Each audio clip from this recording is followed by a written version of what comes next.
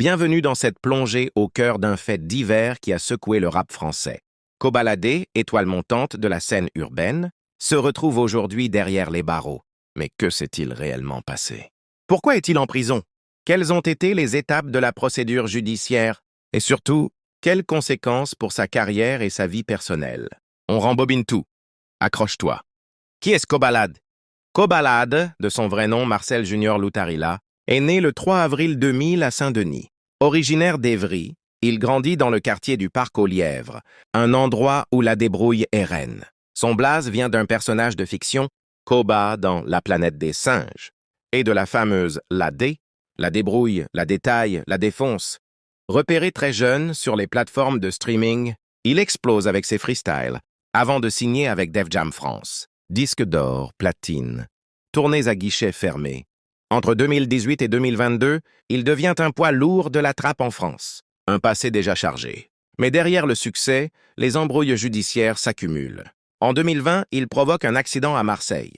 Il prend la fuite. Résultat, 3 mois avec sursis, TIG, stage de sensibilisation.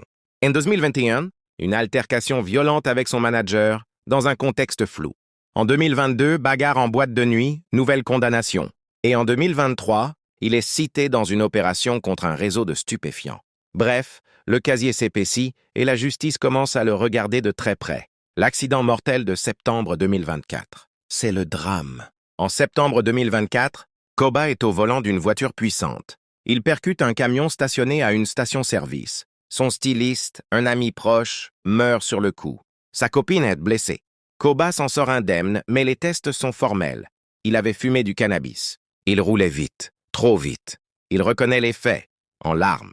Il dit « Du début à la fin, je suis en tort. C'est ma faute. » C'est un choc.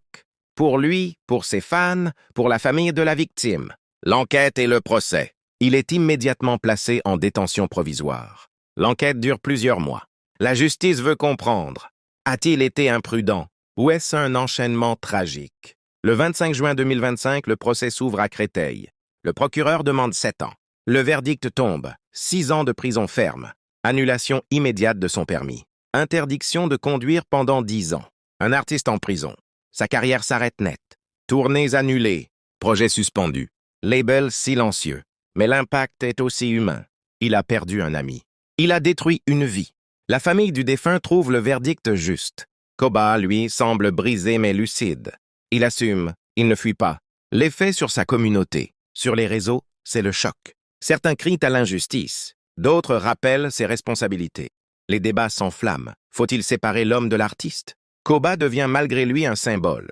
Symbole des dérives de la célébrité jeune et rapide. Symbole aussi des conséquences d'une erreur fatale. Une possible rédemption? Koba n'a que 25 ans. Il peut encore rebondir. En prison, il écrit, il lit, il réfléchit.